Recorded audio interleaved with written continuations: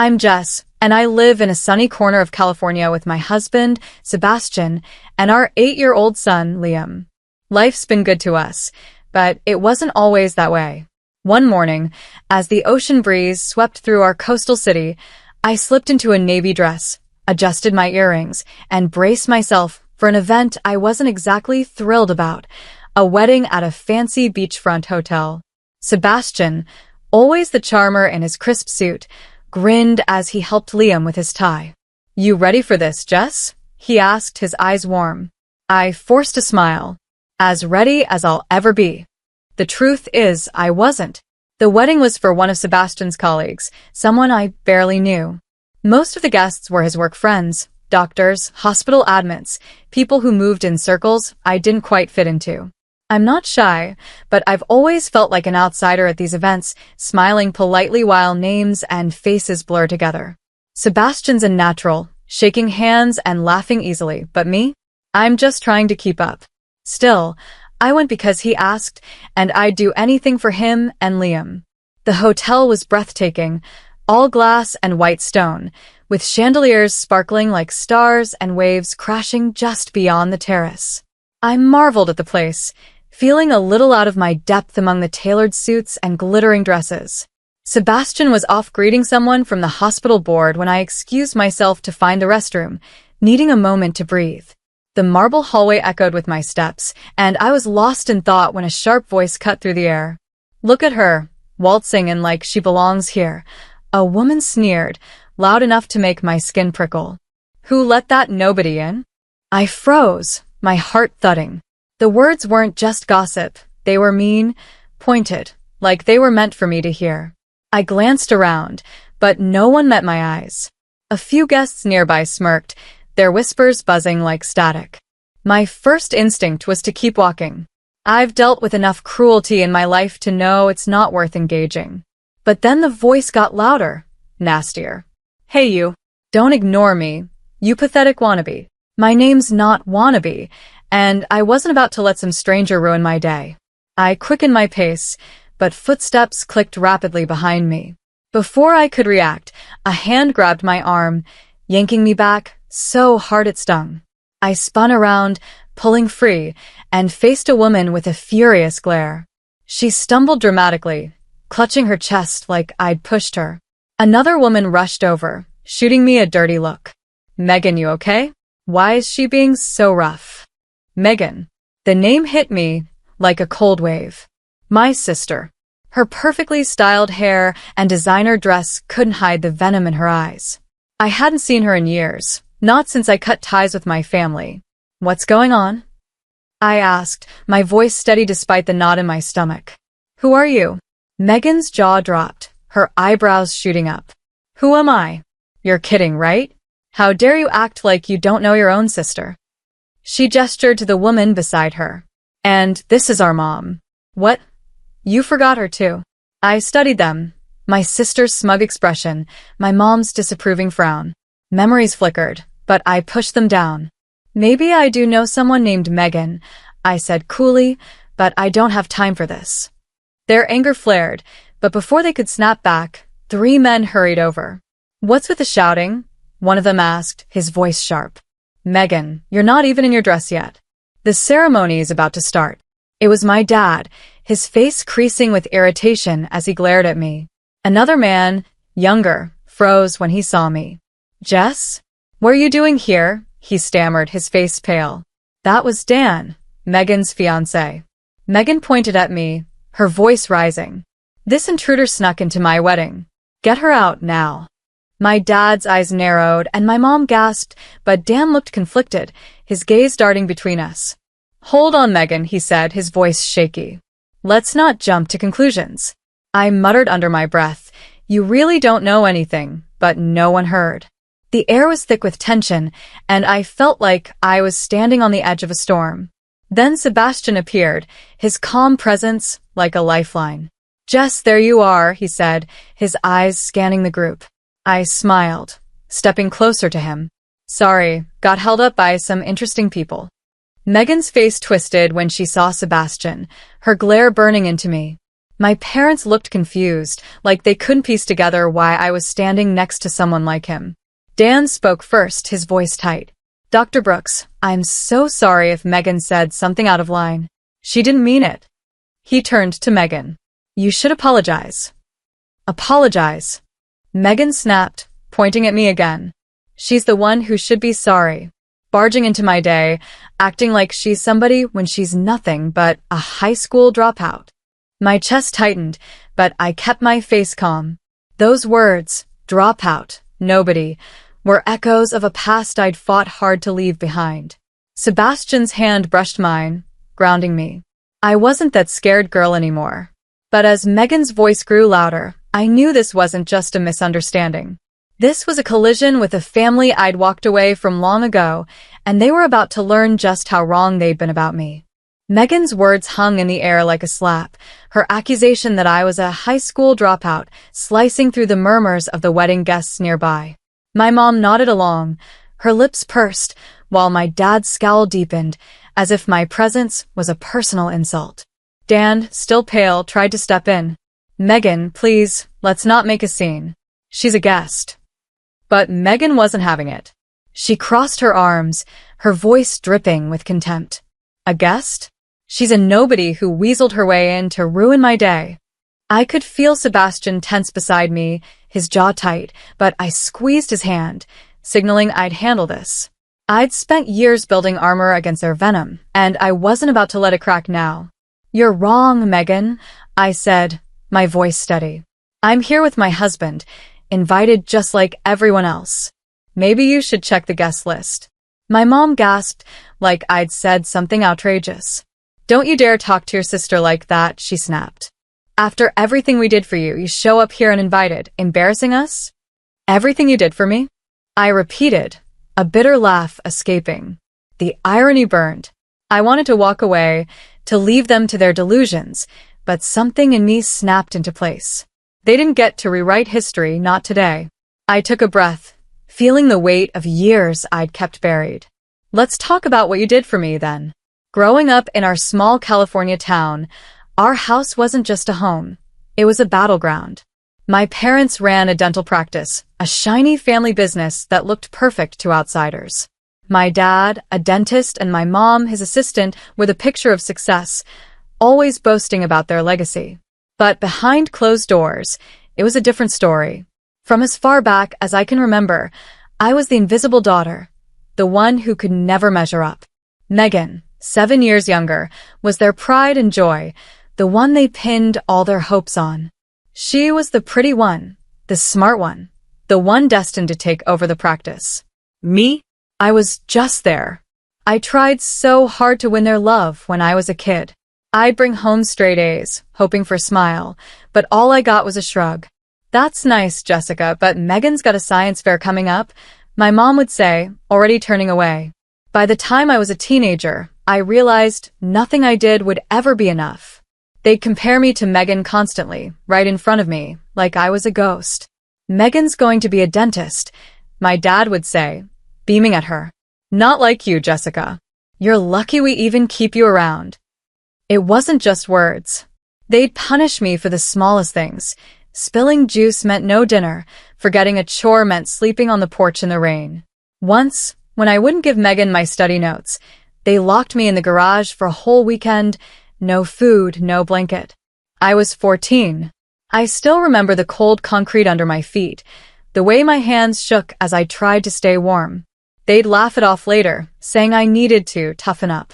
Megan joined in, mimicking their cruelty, taunting me about my clothes, my looks, anything she could use to feel superior. The worst came during my senior year of high school. I'd worked hard, earned a scholarship to a state college, but my parents shut it down. College? For you? My dad scoffed. You're not cut out for that. You'll work, contribute to the house, and be grateful we raised you at all. Megan smirked behind him, already dreaming of the dental school they'd pay for. That night, I started recording their words on my phone, hiding it in my pocket. Every cruel remark, every threat, I saved them all. Those recordings became my anchor, proof I wasn't imagining the pain. By 16, I knew I had to get out. I worked every job I could, waitressing, tutoring, cleaning houses, saving every penny. I lied about my hours to my parents, reporting less so they wouldn't demand my earnings. When Megan complained I was distracting her from her studies, they kicked me out, thinking I'd beg to come back. Instead, I rented a tiny studio apartment and never looked back. It was terrifying, but it was freedom. I was 17, juggling 2 jobs in high school, but for the first time, I felt alive.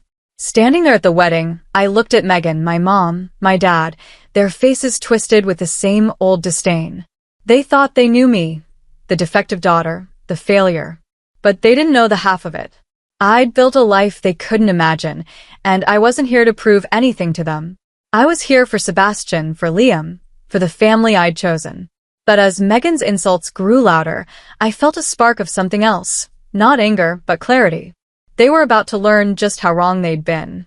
Megan's voice was like a blade, cutting through the hum of the wedding. You're a nobody, Jess. A high school dropout who doesn't belong here. Her words echoed in the hotel's grand hallway, drawing curious glances from guests. My mom chimed in, her tone icy. We should have cut you off years ago. Showing up like this, it's a disgrace. My dad nodded, his face a mask of disgust, as if my presence tainted their perfect day. Dan, Megan's fiancé, looked like he'd been punched. Megan, stop, he said, his voice low but firm. She's with Dr. Brooks. She's invited. He glanced at Sebastian, who stood beside me, his hand steady on my back. I could feel the weight of their stares, but I kept my chin up. I'd faced worse than this.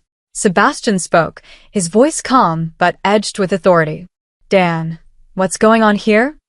Before Dan could answer, my dad's eyes widened, recognition dawning.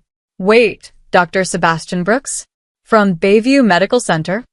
My mom gasped, her hand flying to her chest. The hospital chain? That Brooks family? Megan's smirk faltered, her gaze darting between Sebastian and me. Dan stepped forward, his expression a mix of shock and embarrassment. Dr. Brooks, I'm so sorry. I didn't realize. Jess is your wife. He turned to me, his eyes wide. Jess, you're married to Sebastian Brooks? I nodded, a small smile tugging at my lips. Yeah, that's my husband. The air shifted, like a storm cloud breaking.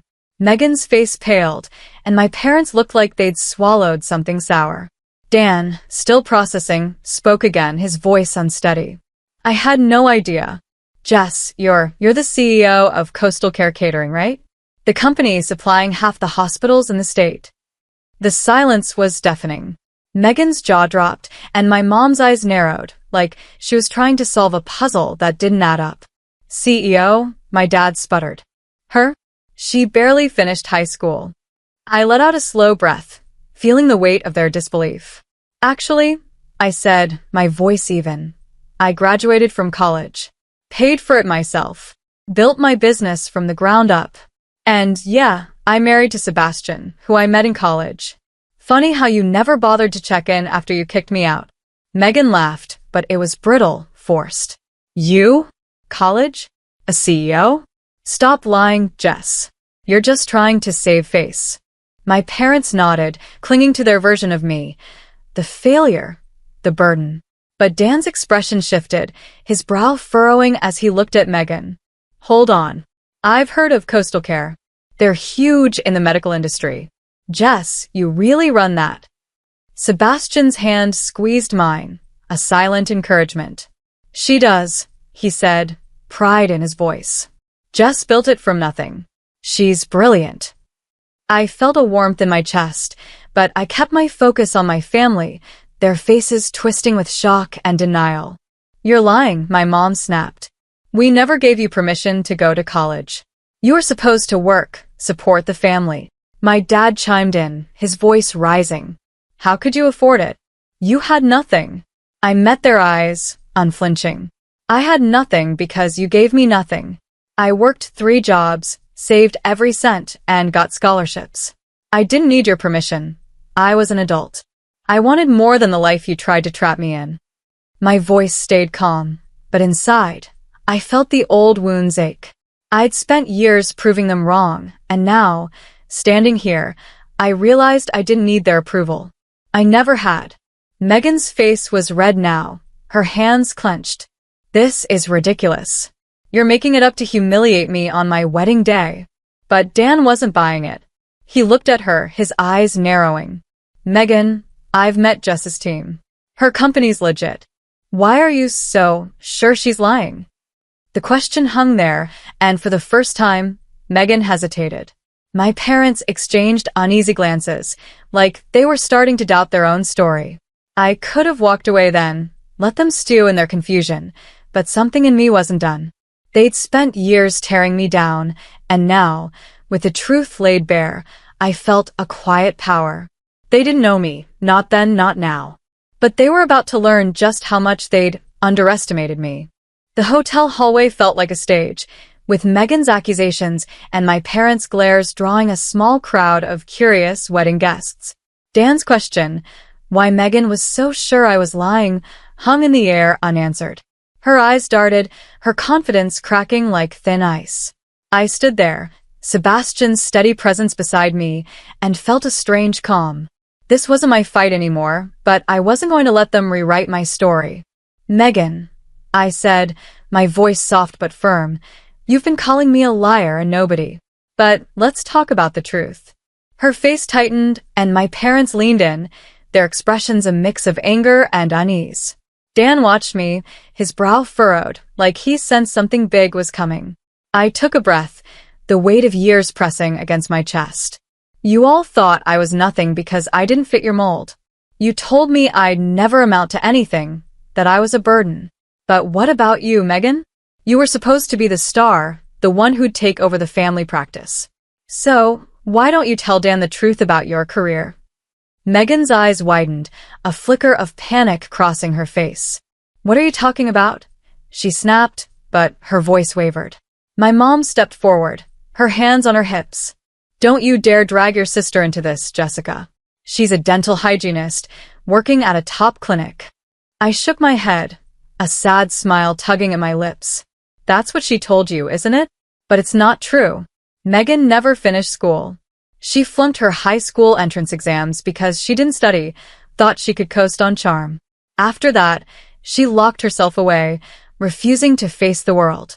The only reason she's at that clinic is because you and Dad pulled strings to get her a job answering phones, not treating patients.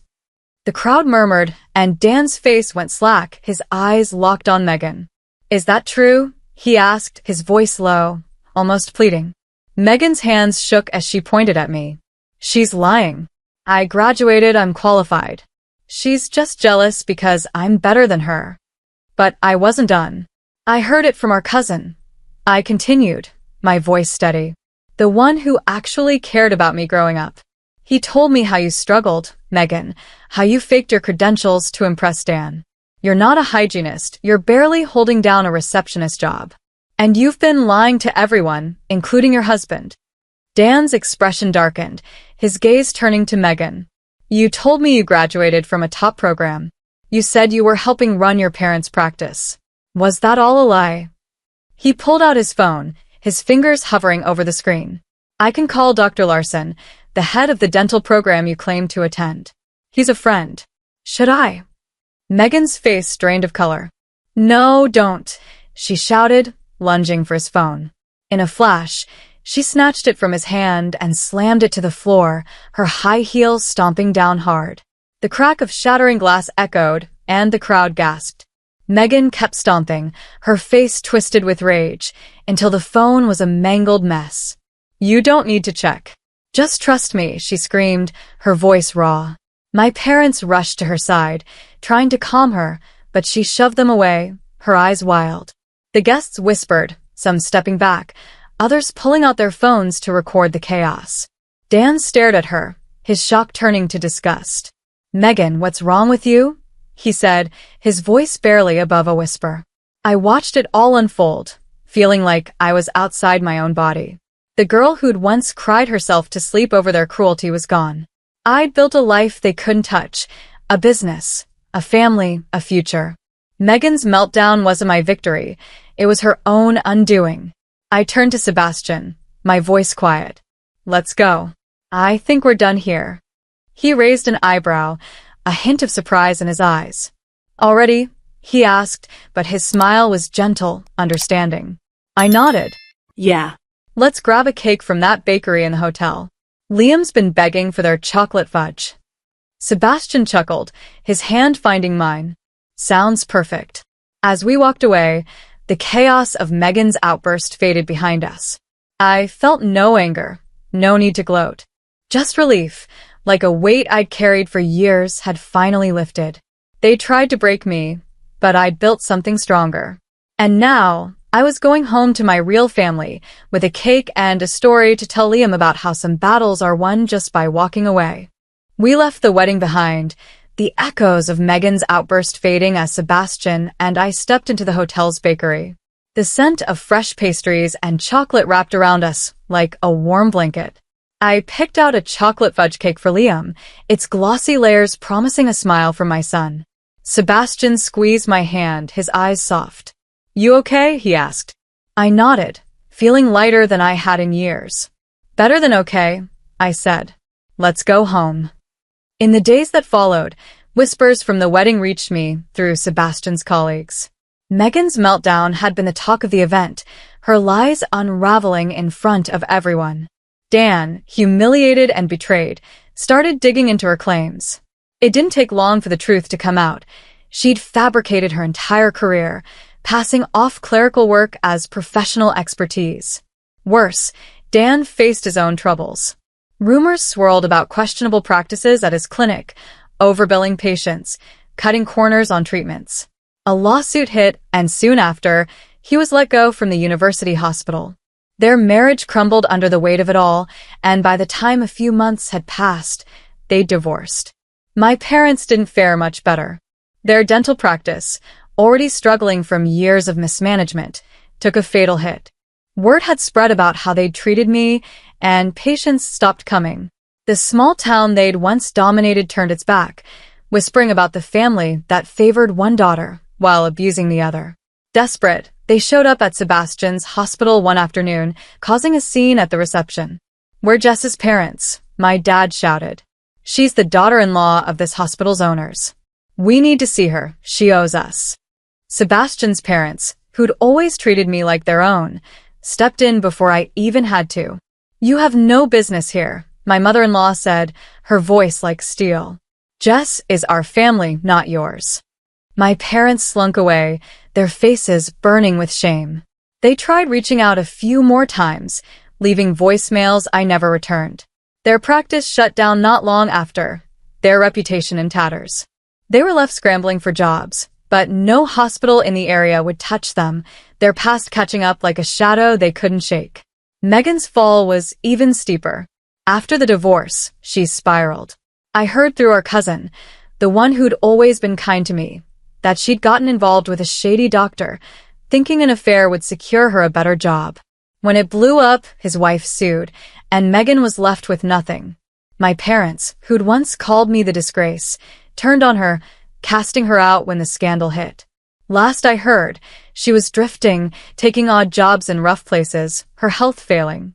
Part of me felt a pang for the girl she used to be, the sister who might have been different if our parents hadn't pitted us against each other. But that pang faded fast. She'd made her choices, just as I'd made mine. As for me, I focused on what mattered. Liam's health scare had shaken us, but after getting a second opinion from a doctor we trusted, we found the right treatment. He was back to his old self, laughing and running around, his eyes bright with the kind of joy that made every struggle worth it. Sebastian and I kept building our life, our catering business growing, our home filled with love. The past, with all its pain, felt like a distant storm, one I'd weathered and left behind. Looking back, I don't feel triumph over my family's downfall. I feel free. They tried to define me, to box me in with their cruelty, but I broke out. I built a life on my own terms, with a family who loves me for who I am, not who they want me to be. Every day, I wake up grateful for that, for Sebastian's smile, for Liam's hugs, for the strength I found when I thought I had none. To everyone who's followed this journey, thank you.